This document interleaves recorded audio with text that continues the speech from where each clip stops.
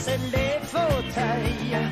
Plus j'y pense, et moins j'oublie. Peut-être qu'un jour on fera une chanson comme ça sur 2017. Bonjour Anissa Arp, oui. Comment On ça sera va là tout à l'heure pour parler d'une télévision étrangère. On ira aux États-Unis.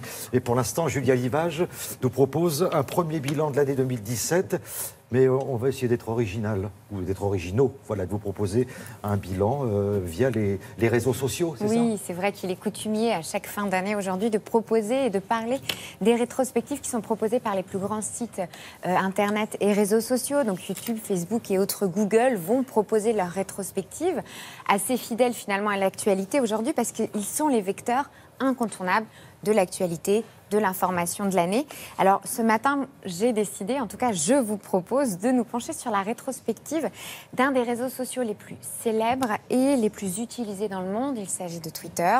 Aujourd'hui, Twitter, c'est 500 millions de tweets par jour dans le monde entier. Le réseau social est traduit en 40 langues.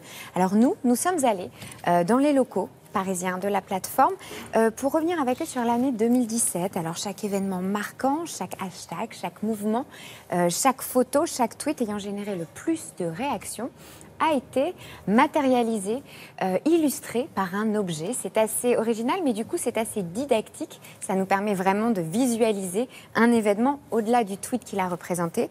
On sait que l'année a été riche, alors objet de curiosité, de conversation, objet du quotidien. En tout cas, ils ont tous fait l'objet d'un tweet. Je vous propose de revenir sur cette rétrospective en images et en objets tweetés. There is still time.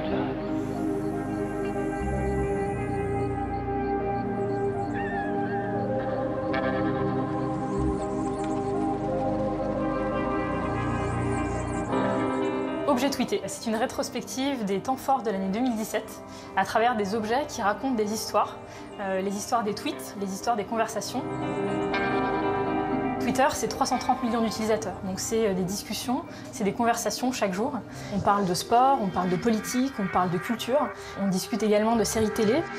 On a vraiment voulu mettre en lumière justement ces diversités des conversations, mais également la diversité de points de vue.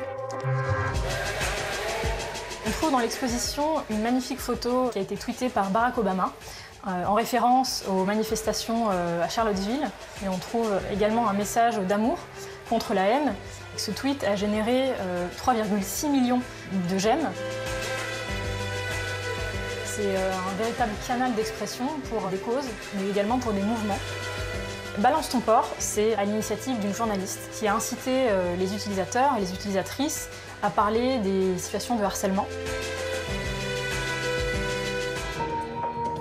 L'actualité en 2017, c'est aussi la pénurie de beurre. On accueille un gigantesque coffre-fort.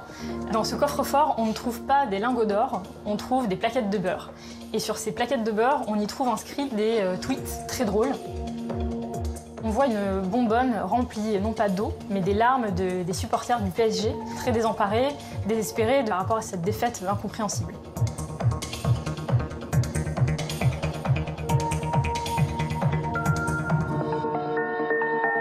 Thomas Pesquet a partagé son voyage dans l'espace, des tranches de vie, des sublimes photos depuis l'espace. Ce qu'on découvre, c'est un macaron en apesanteur, puisqu'il a dégusté à son anniversaire des macarons au sein de la station spatiale. On parle aussi de sujets tragiques. On a vu cette année des ouragans qui ont touché les Antilles françaises. On découvre des tweets de soutien, essentiellement de solidarité, pour venir en aide aux personnes qui ont été touchées par ce drame. Il y a un sujet qui m'a particulièrement touchée, c'est un bureau d'écoliers qui fait référence à Malala, cette jeune femme pakistanaise qui est devenue un symbole de la lutte pour le droit à l'éducation des jeunes filles. Au bout de 24 heures, elle avait déjà autour d'elle 500 000 personnes qui la suivaient.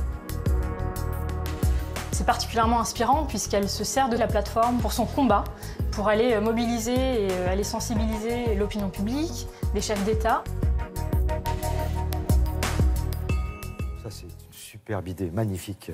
Et puis on peut lancer amuser avec Alissa de battre mon beurre, c'est arrêté. Ça, alors, mais il y en a plein des jeux de mots, ouais, évidemment. Alors vous avez vu un rétrospectif de l'année, c'est évidemment ce tweet de Barack Obama. Il faut savoir que c'est aujourd'hui le tweet le plus aimé dans l'histoire de la plateforme. Vous l'avez vu, les chiffres sont étonnants. Alors en France, en ce qui concerne les tweets français les plus retweetés, c'est celui-ci en 2017. Emmanuel Macron détourne le slogan de Donald Trump pour en faire un Make Our Planet Great Again, énormément retweeté. Et alors l'autre extrêmement retweeté, figurez-vous que c'est celui-ci. Et oui, un kebab. Pourquoi? C'est Benoît Hamon et son gros craquage alimentaire. Sur les réseaux sociaux, ça a été repris partout. Ce qui est étrange et plutôt drôle dans cette histoire, c'est que ce kebab, il est sorti le même jour que ce portrait officiel d'Emmanuel Macron et qu'il a gagné une victoire du retweet.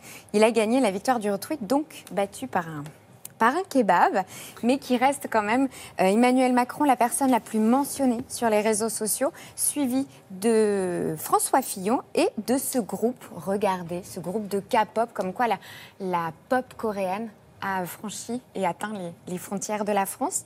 Et puis on va terminer avec les personnes évidemment les plus suivies au monde. Justin Bieber en 2e position et Katy Perry, la reine incontournable des réseaux sociaux, avec 107 000 personnes qui l'aiment sur ce réseau social.